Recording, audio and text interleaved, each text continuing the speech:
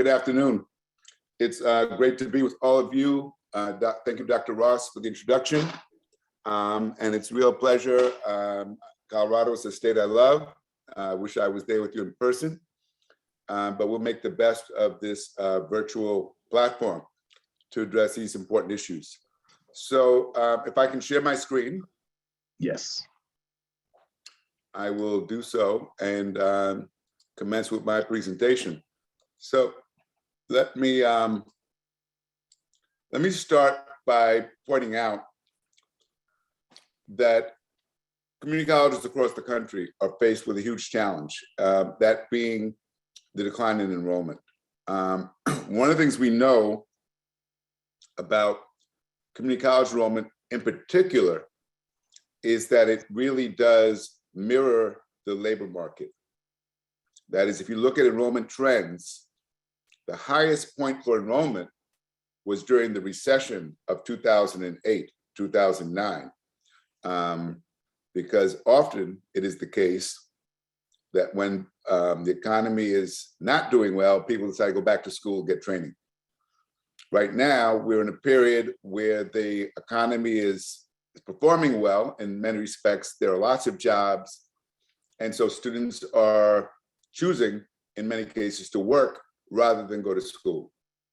Now, that's a factor. It's not certainly the only factor. Colorado also has a particular problem in engaging Latino males. And I want to speak to that as I address some of the broader challenges facing community colleges today. So let me start by saying that I think the critical question is, how do we get students more engaged again in learning? And as I said, Latino males in particular, we know that in the long term, that getting an education is the best way to get higher income, best way to hopefully experience some upward mobility. But we also know that our students are faced with immediate needs, paying the rent, supporting families and children, taking care of their bills. And so what do we do when we know very well that many of our students are faced with these kinds of difficult choices? On top of that, if you're a first generation student, the benefits of college are not always obvious or apparent. How do we get information to students who need it so that they make choices that allow them not to put off college, but to see it as an integral part of their efforts to improve their lives and help their families and communities? I think the second critical question is, what do colleges need to do differently to support their students, given the challenges they face? This is really an important question, because I think for too long, the question that colleges have posed is, are the students ready for college? And I'd say now we have to flip that on its head. We have to ask, are we as colleges ready for them? What does it take for us to be ready for them, to meet their needs and to provide the support so that they'll choose to be with us? If we can't answer that, and if we can't make the shift that's required, what we'll find is that this low enrollment won't be a short-term problem, but a long-term one. So let me start by pointing out some of the challenges our students face. Although the job market has improved, the economic challenges facing our students right now remain significant.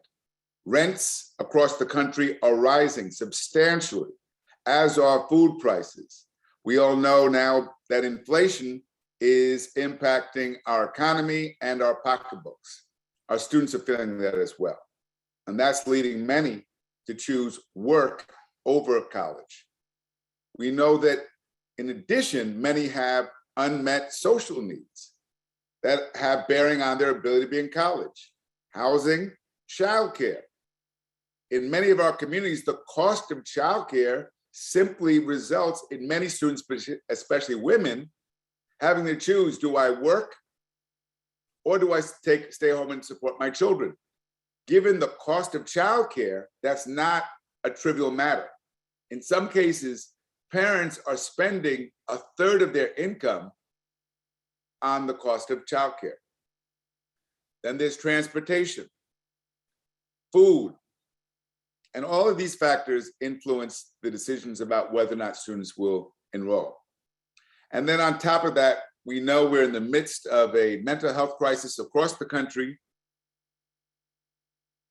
and it's showing up among our students as well.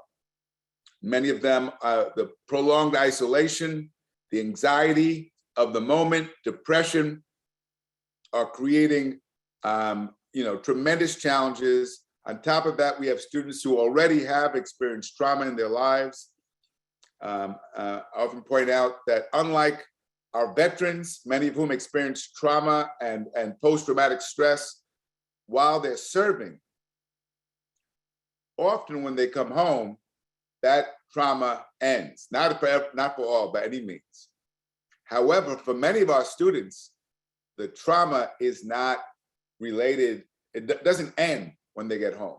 It's ongoing, it's chronic. It's a reflection of where they live and the challenges they face. And so all of this calls upon us to figure out how do we provide support to students in a more holistic manner than we ever had before. Focusing narrowly on the academics simply will not be enough if we want to re-engage students. So we've known, and this is still true, that education is the best resource we have for responding to the needs of our students and the threats we face. However, we have to also ask our question, what kind of education is needed right now? This is important because I think one of the challenges that educators face is getting stuck in traditions. What worked in the past will not work now at this moment because our students have different needs and require from us a different set of strategies and supports. So while education is still key, we have to make sure that we are not stuck in the past, but willing to adapt to present circumstances. So here's something we know from a great deal of research. We know that educating women has been the most effective strategy we've known of for reducing poverty. The World Bank has found this in numerous international studies. Countries that invest in educating women and girls have higher gross national product, lower birth rates because women who are educated tend to have babies at an older age, not as teenagers. They also tend to have fewer children. Now, I know in some of our communities, we actually need more children, but it tends to be that low-income people have more children than upper-income people. And low-income people obviously have less means to support those children. Putting off childbearing is one of the ways in which families are able to move out of poverty. The other thing I want to add about women, although I said I was going to talk about young men, is that in many households, the mother is the first teacher. And so when we educate women and girls, what we're also doing is investing in the education of future generations. Because particularly in issues like language development and the social and emotional skills kids need to be successful academically, much of that is learned at home. So I really want to just point out that everything we do to invest in the education of women will in fact accrue and benefit their communities, the state as a whole.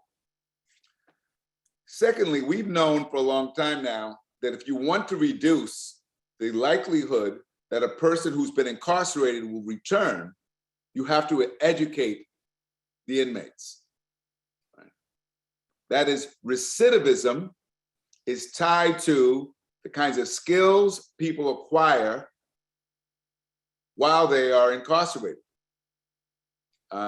Now, I want to add here that those who are incarcerated don't just need job training, because over a third of the people incarcerated in this country have mental illness. And so we should be focusing on mental health, job training, fundamental skills so that our prisons are not revolving doors, as they are for many young people especially, and young men especially right now. But I bring up this point as a way of reinforcing the fact that education is a resource that can transform society when we use it appropriately. So, as I said, the question that community colleges have to ask is, are we ready for our students? And I'd say too often we have blamed students or the high schools they went to, or their lack of language proficiency as an excuse for why they don't get better results. Blame is not a strategy for improvement. And for those colleges that are still stuck on waiting for students to come better prepared academically, they're the ones that are not going to attract students and retain them, because they're stuck on blaming the students for what they don't have. The real challenge is, how do we meet students where they are? Too many of our students get stuck in remedial courses, which discourage them and leads them to leave college altogether. I think at a basic academic level, we often confuse a student's academic performance with their intellectual ability and potential. That is, some of our students come to us with poor literacy or math skills, but anyone spending time with those students knows they actually are quite smart, they're capable, they're demonstrating that knowledge in other parts of their lives. They need academic skills, but they also need the assets they bring with them to be acknowledged, recognized, and built upon. Because when we help our students become more confident and more competent, they will also become more resilient, less likely to give up, more likely to persist. And I would add here, part of the reason why this shift is difficult for many colleges is because our instructors haven't been given sufficient guidance on how to teach English learners in particular, or students who have low skills, academic skills. And so just as it's ineffective to blame the students, it's equally ineffective to blame our instructors. We have to build capacity, help them to acquire the skills they're going to need to meet the students where they are.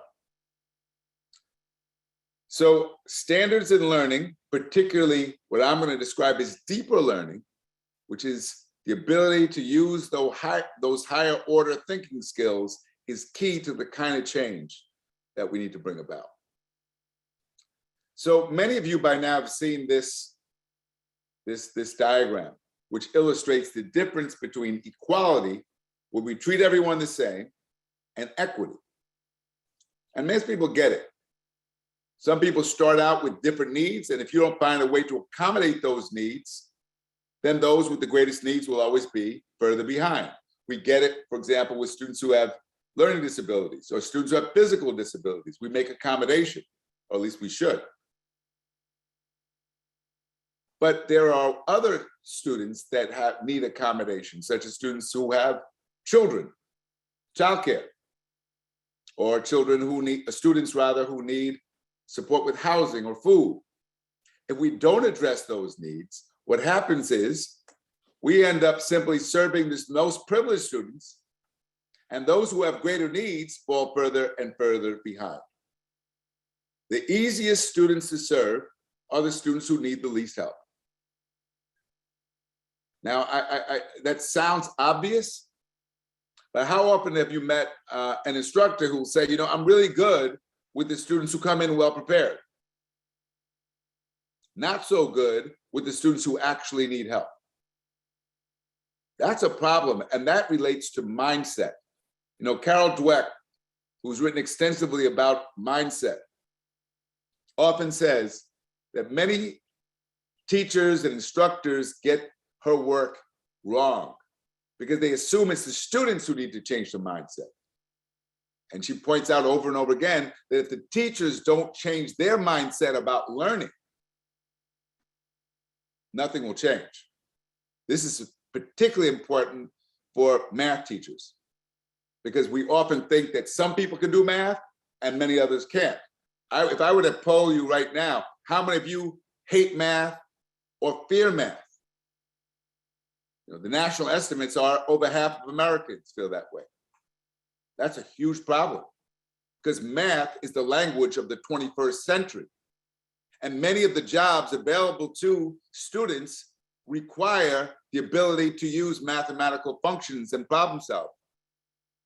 And so what we have to focus on is, how are we going to eliminate the barriers? The barriers that prevent our students from learning, from succeeding, from using their education to improve their lives. That's equity work. Now, let me add that equity is fundamentally about fairness in how we treat our students. This is important because in some places, equity's become politically taboo. And you have, some conservatives who are making a war against equity, like they're making a war against critical race theory or, bathrooms for transgender people. Equity is about serving everyone well, all people, regardless of their backgrounds. It's also about acknowledging the differences. Because as we know, not everybody learns in the same way or comes to education with the same needs and strengths.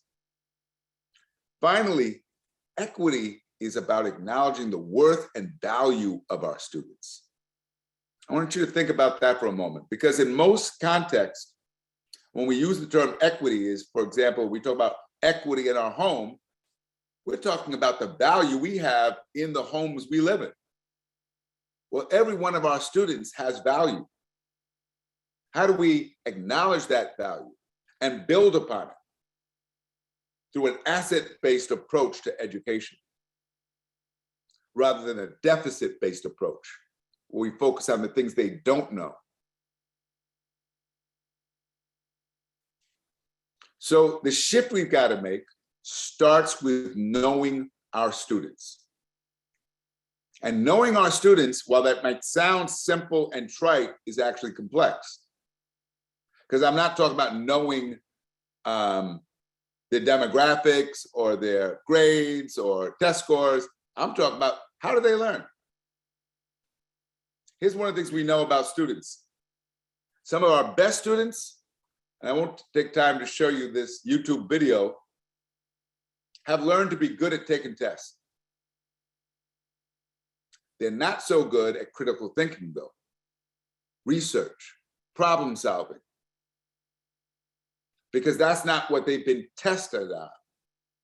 Right? Instead, I would say that what we've rewarded in many of our schools is compliance, giving the teacher or instructor what they want, and that we now know those kinds of academic skills are not as helpful in the labor market. I'll come back to that in a moment. We need to know what motivates our students. Why are they in college anyway? Think about the older students who are grappling with family, with work. What's motivating them to get the education? Because if we can tap into that motivation, what we can also do is show them how education can be helpful to their lives. So knowing our students is the first step in making a shift towards greater equity, greater responsiveness to the needs of the students we serve. Finally, we want to empower our students as learners, which means they have to take responsibility for their education. They have to become invested in their education. So how do we do that? Well, one way to illustrate that point is to show a contrast between two theories of motivation. The guy on the right is Roland Fryer. He's an economist at Harvard University. And a few years ago, he came up with the idea that what motivates students to learn is money. And he literally got money, ran an experiment in several cities where he would pay students to get higher test scores, pay them to go to school, pay them to read books. Not a lot. His theory was just a little bit of a monetary incentive would be enough to boost achievement. Okay, I found this on the web. Sorry. It's just a little bit of a monetary. My phone decided to join the conversation. On the day that the results of his experiment were announced in the New York Times, and they showed that it didn't work, that was the same day they announced the death of Jaime Escalante.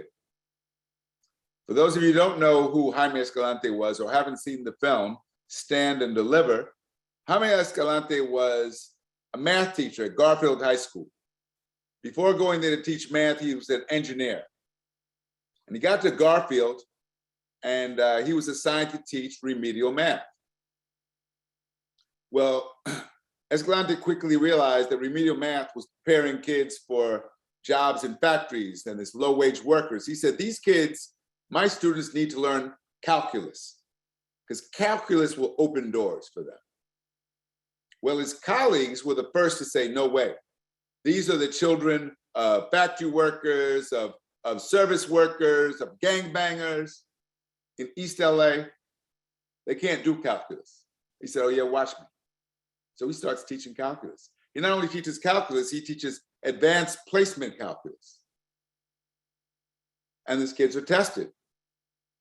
And they pass in droves. So they thought he must have cheated, and therefore required the students to be tested again. And they passed again. In fact, for 19 years, he got incredible results.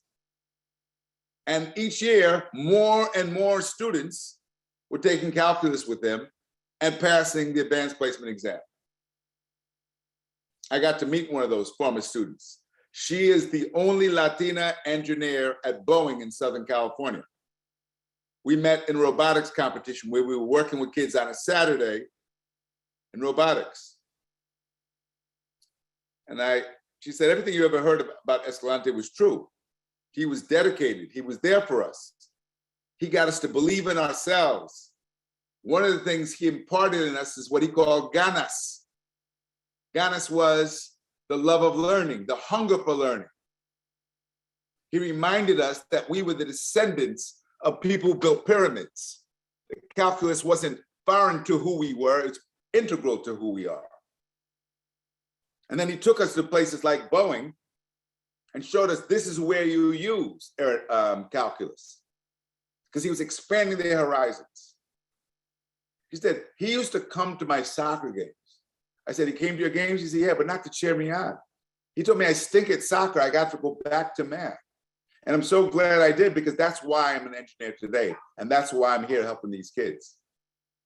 When Escalante died, there was this outpouring of former students, many of whom are now professionals, who said one teacher changed their life. My question to you instructors out there is, how many of you have the same kind of understanding as Escalante? He didn't do magic. They sent in researchers to study his methods. They wanted to understand what's he doing. And every time the researchers came back and said, it's just math. Because they understand how he motivated by getting kids to believe, his students to believe in themselves, to work hard, to come in on Saturday if need be, to study in groups, which the research shows now is very helpful to many students, so they have a sense of responsibility to each other. I share this because how we think about our students and what motivates them will influence our relationships with them. Now, it also helps if we have faculty and staff who have a high degree of cultural competence. By cultural competence, what I'm referring to here is the ability to work effectively across differences of language and culture and socioeconomic status and race, so we can serve all kinds of people. We can't just be good at people who are just like us, because as you know, your state is going and becoming more and more diverse. A key aspect of cultural competence is the ability to build trust and rapport and empathy. Not pity, but empathy. And the distinction is important because when students sense we're looking down upon them or don't believe in them, they can tell. They can also tell if our high expectations are real. So we need personnel with cultural competence, and that's got to be a priority. We also need an ability to empower our students. So for that to happen, we have to have a clear framework for what that looks like. So it starts with an understanding of human development. Now, human development reminds us, as Abraham Maslow once did, that there's a hierarchy of human needs. The needs that we all have for safety, for shelter, for food, for love.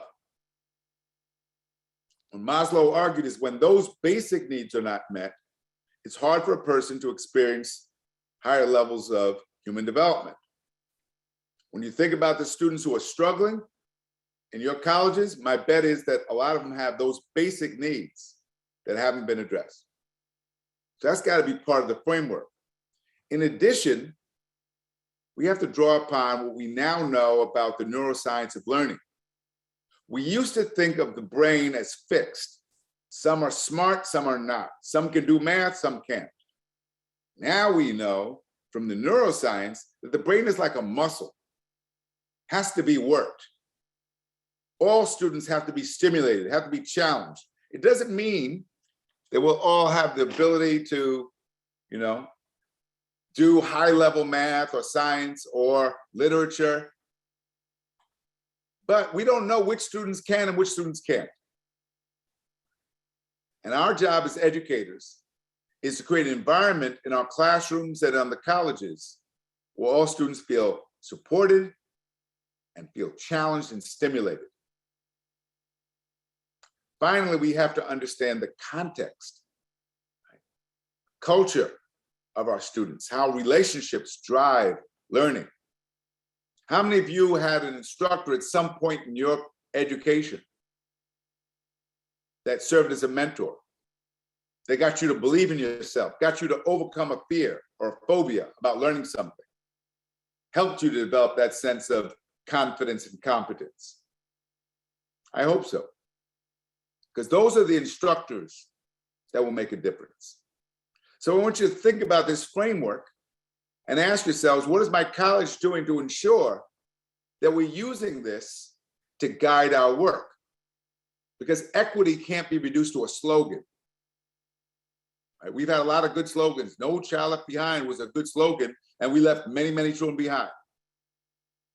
Lots of colleges say they're committed to seeing their students transfer to four-year institutions, but the data shows that they're doing very few. So we're gonna need more than a slogan, we need a strategy. And the strategy has to be rooted in what we know about learning. So we wanna create a culture of learning where our faculty know our students, understand their academic needs, where the gaps in learning are. They understand the cultural frame of reference that our students bring to learning, which is important because that's how we make sense of the world. They understand the learning styles. Many of our students don't learn best through lecture. They learn by doing. They learn through modeling. How many of you use YouTube when you don't understand how to do something? Right? What does YouTube do? It models for us how to. Too much of our learning in classrooms is lecture. Someone's telling you something. Not the way most people learn. I would add here, if your classrooms aren't safe places where it's okay to make a mistake, many students who don't understand something will shut down because they're afraid of being embarrassed in front of their peers. So we have to understand, how do we address the learning needs of our students and take that into account in our teaching? So, as I said before, deeper learning, the use of the higher order thinking skills, and I would include here translanguaging. Translanguaging is what many students who are for whom English is not their first language, that's what they're often doing. They're using their primary language to acquire English. They're translating in their head. Sometimes in their speech, they're blending the two languages. Many of us, those of you who speak more than one language, know that's what we do when we're in another country. We're constantly translating, which is why it's so tiresome. That's a skill and an asset we don't want our students to lose. Deeper learning also involves learning through complex tasks and challenging text, which is why dumbing things down never helps. It's about acquiring the skills they're going to need for their careers and for four-year colleges. Doing independent research, critical and analytical thinking, so knowing what's a good source, what's not a good source, why, how to argue persuasively with evidence, not just opinions, and how to produce high-quality work that demonstrates evidence of what you've learned. When we can bring all of this together, our students can be better prepared for life beyond college. So when our faculty focus on learning, they start to teach differently. That is, when they're not just focused on what they have to cover, but what the learning needs of my students are. Then they're going to make the standards clear and explicit. They're going to model for students how you do something, how you perform. They're going to constantly check for understanding. Because silence doesn't mean they're with you. You have to look at student work. And the work will tell us who's with us, who's getting it, who's not. We have to create that safe learning environment where asking questions is encouraged. We have to provide numerous opportunities for students to revise and resubmit their work. Why? Because we don't do our best work on the first draft. Sometimes we have to revise several times to improve upon the product. The real teaching is not in the grading, it's in the feedback we provide. Now, I know those of you who have lots of students say, well, that will kill me because I just have too many students to grade. Well, we're gonna have to find ways to ease that burden on our faculty, because if we want to see outcomes improve, then we're going to have to use assessment as a tool to guide learning. Now, I've seen some instructors who get students to edit each other's work, which helps. And it not only helps the student who's getting the feedback, it even helps those who are providing it, because sometimes when we're looking at others' mistakes, we can learn ourselves. We have to incorporate the interest of our students into lessons, and then we have to analyze the work to get good feedback on our teaching. If we can do all of these things, then what we'll start to see is that teaching and learning are reciprocal. How do we know someone's a good instructor, a good teacher? It shows in what their students can do. That's how we know. I would say that being a good teacher is like being a good cook. How do you know someone's a good cook? Because the people who eat it will tell you, that was good. That was good. It tasted good. I'd like more. Our students will do the same thing. They'll tell you, that was good. I learned a lot. I'd like to take you for another class. This also requires an understanding of how to get our students engaged while they're with us and beyond. Engagement is the path to higher achievement. If you can't get students engaged because they're passive, they may not even show up, nothing's going to change. Engagement is multidimensional. It's behavioral. Are they prepared? Do they submit their work? Are they on task when they're in the classroom? It's also cognitive. Do they understand what they're doing? Are they making connections? Does it show up in the work they produce? And engagement is emotional. Do they actually care? Are we seeing the best work? Or is it slop that they're just getting through because they needed to finish? How do you get your students to care about what they do? That's key if we're going to improve outcomes. So this is what the research shows. as far as what's effective when it comes to teaching on learning. The least effective strategies you can see here is lecture. Why? Because most of what our students will hear, they'll forget, even if they're good note takers. That's not the way they learn. Most of our students learn by doing, through practice, through discussion. And ultimately, if they can teach what they learned, we know they've learned it well. That's the evidence we're looking for. Bloom's taxonomy reminds us that focusing on memorization is very low level, because as I said already, they'll forget a lot of that right after the test is given. If we can get them to apply what they've learned, analyze related material, evaluate information, and in some cases even create new ideas, new ways of looking at things, this ultimately will allow them to be better at adapting to change around them in the labor market and elsewhere. So we've got to get much more focused on learning, because we're in a period in this economy where the pace of change is very rapid. Took a look at the data on Colorado's economy. These are the industries that are growing the fastest, right? Aerospace, bioscience, the creative industries, defense and homeland security, right? Energy and natural resources, food and agriculture, health and wellness, infrastructure, tourism. What we know is that when we are preparing our students for the jobs for the future, and we can do this through career and technical education, then they don't have to choose between career and work. Because education and career, because the education they're getting is preparing them for careers. And so if we can design programs in concert with industry, we'll be in a better position to retain our students. Increasingly, the jobs of the future require an ability to adapt, right? Because the pace of technological change is so rapid. It also requires social and emotional skills. Can you work well with others? Can you resolve conflict when they occur?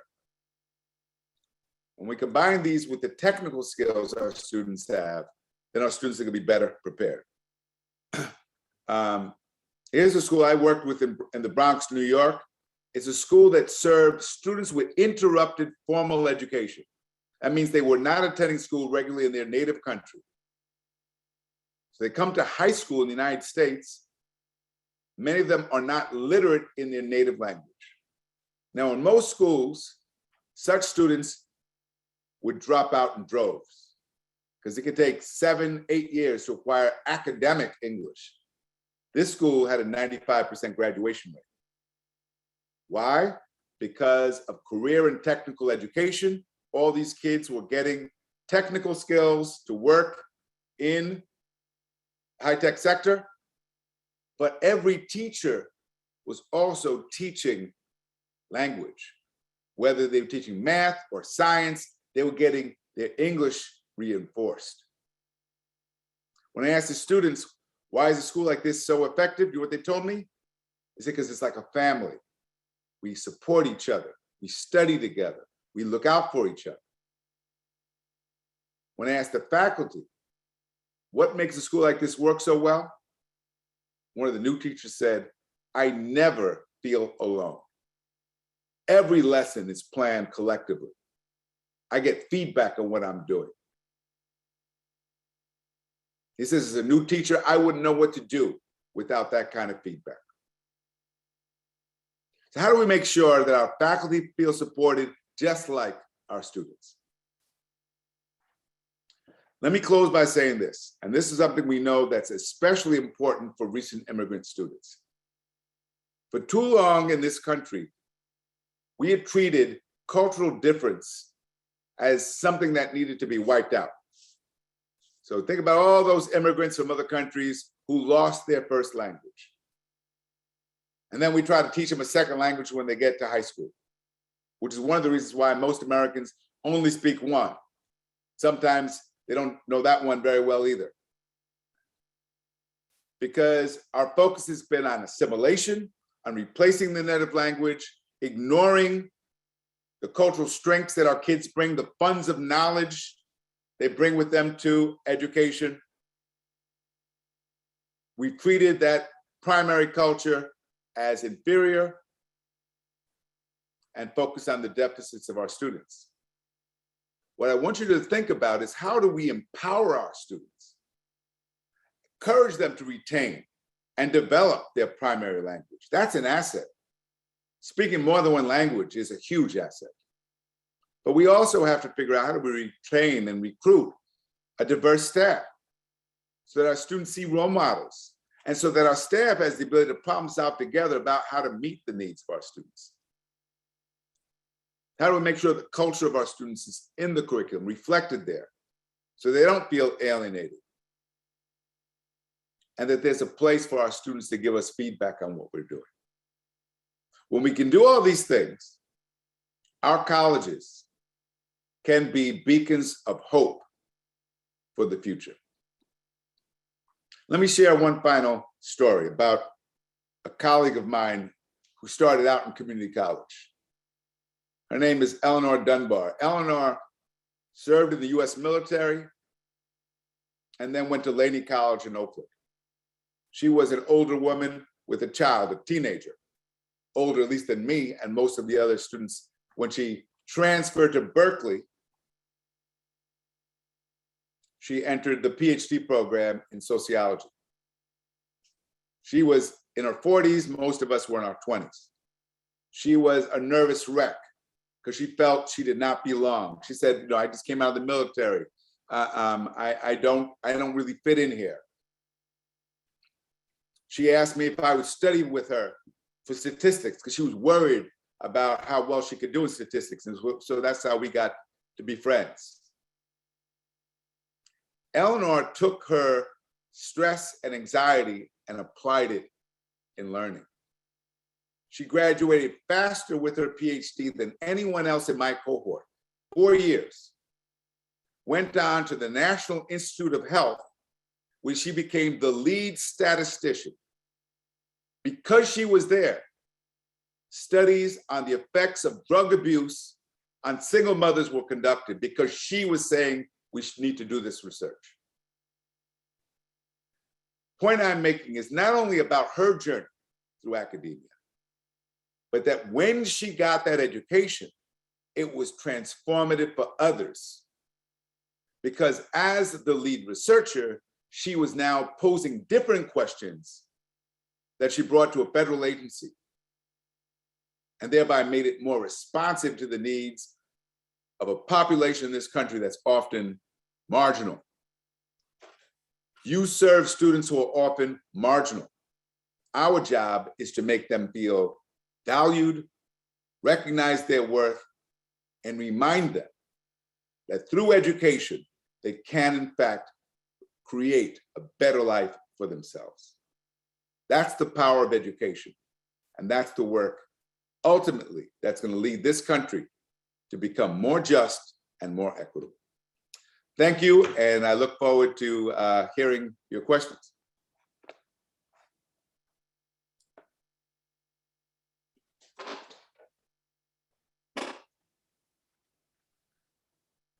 Thank you so much. I'm gonna, if you guys have questions, it's okay to come off the screen and ask them, or put them in the chat, and I will share them from the chat. So let's want to open it up for questions that you might have at this time.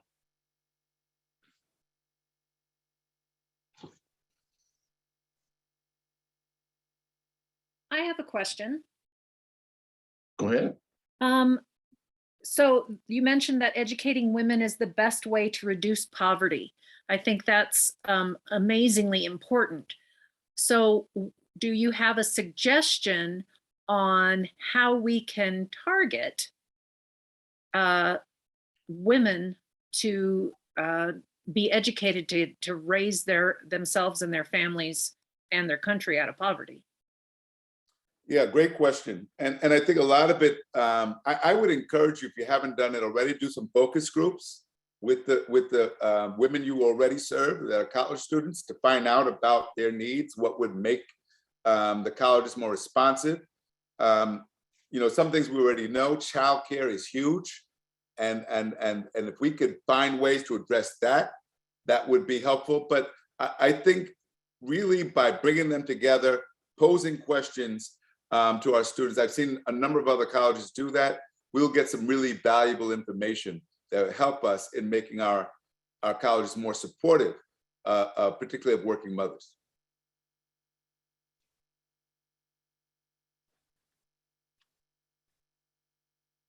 I have a question as well.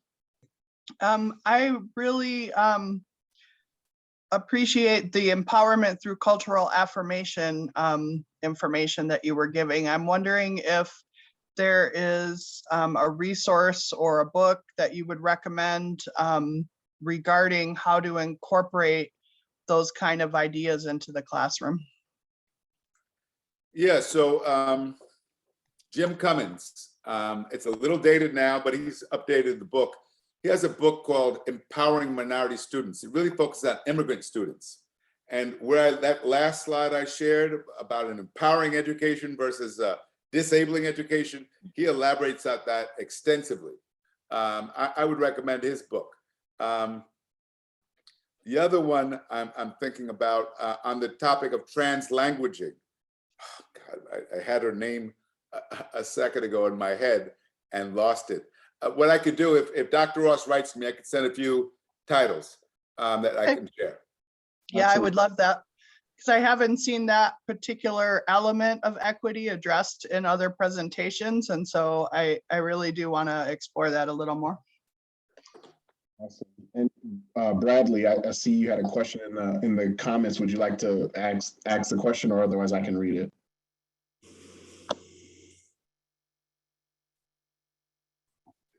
Yeah, just there's all sorts of examples of pockets of schools doing this work, from the small schools movement to big picture learning to all sorts of organizations. I guess my question is, how do we try to systematize those efforts in a larger way, like at a state level? That's a tough question because there's no state doing it. I wish I could say, well, you know, X state has got this figured out. No state's got it figured out. I can point to examples of schools, as you just named, that are doing this work very well. I can't even point to, maybe there's a couple districts, but no states, unfortunately. And part of the problem is that our state departments of education haven't really focused on this. They've been focused more on compliance issues, not focused on helping schools and districts to build the capacity to meet the needs of the students. So unfortunately, there are not enough models that exist at that level that we could learn from. I want to go to Lindsay Sandoval. Hi there, thank you for the wonderful presentation. I'm just wondering how we can make the case to students that they should pursue their education right now, given that the job market is really strong. So some of this is about helping them to see that, yep, the job market is strong, but if you don't want to be stuck permanently in a low wage job, you're going to need skills, right? Higher skills. They're more likely to see that if we can build these career and technical partnerships with industry, because then the employers themselves will tell them. You know, I was just talking to Deloitte & Touche. They're not just an accounting firm. They also do a lot in higher ed. They told me they're hiring 1,000 people a day throughout the world for high income jobs. And they're having trouble doing it because there aren't enough people in this country with those kinds of skills. So they're focused on India and China. Well, why? I mean, why aren't our colleges preparing them? So that's what we've got to do, that work, so that our students don't feel like, well, at least I got a job. Even if it's low wage job, it's a job.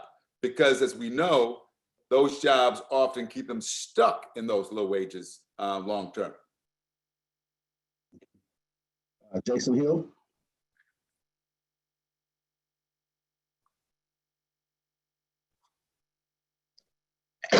Excuse me. I'll read Jason's question. He said, Jason said, how does equity relate to equality of opportunity? So they're related because, for example, if we don't have the opportunity to, for example, we saw this during the pandemic. A lot of students did not have the opportunity to learn because they didn't have good internet. They didn't have good devices at home. They were in overcrowded apartments. So equal opportunity for learning is a step towards equity, but it's only a step, right? Beyond that, there's the need for the educational institutions to do what they need to do to meet the needs of different learners. I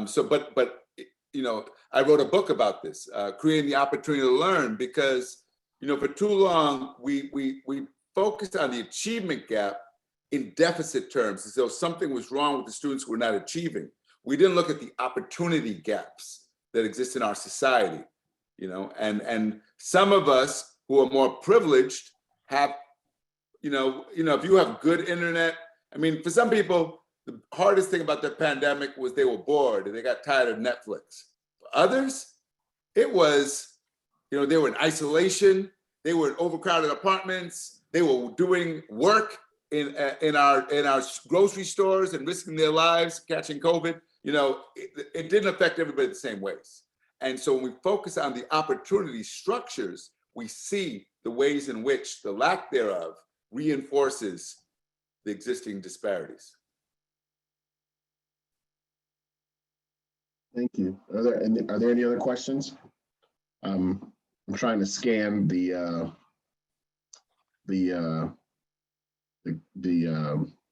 different screens, but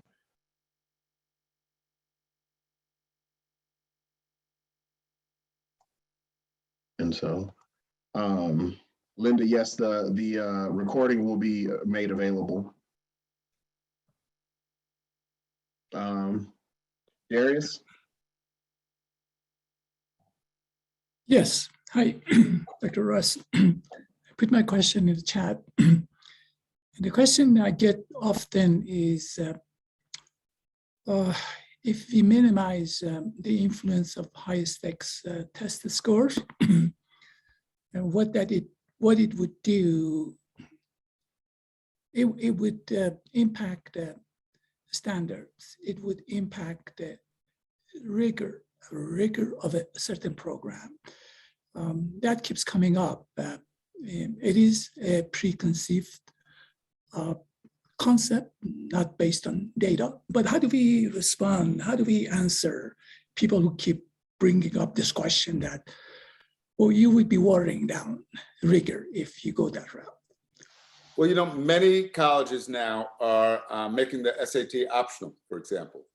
And the way I'm at a university like that, I'm at the University of Southern California, USC, still very competitive, but it's optional. So what they're doing is looking more comprehensively at the student. They're looking at their grades, they're looking at their work, they're looking at a number of other things to make sure that, because as we know, the testing companies know, Kaplan knows, any test that you can raise someone's scores 300 points by giving them a test prep means you're not really assessing innate intelligence. What you're assessing is test-taking ability, right?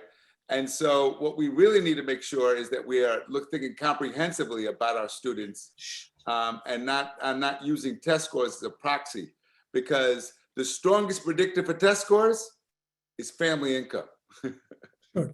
And that is what actually we're doing. We're using holistic admission now. We're not just relying on high stakes test scores.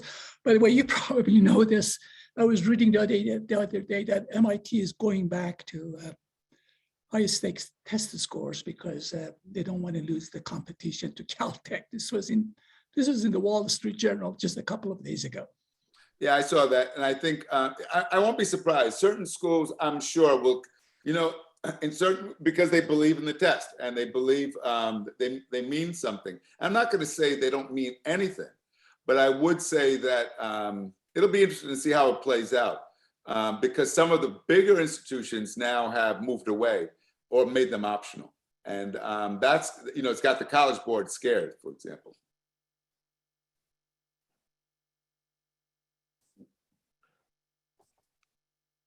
Thank you. Let's do one more. If we got time for one more question before we get to the top of the hour. Is there one more question?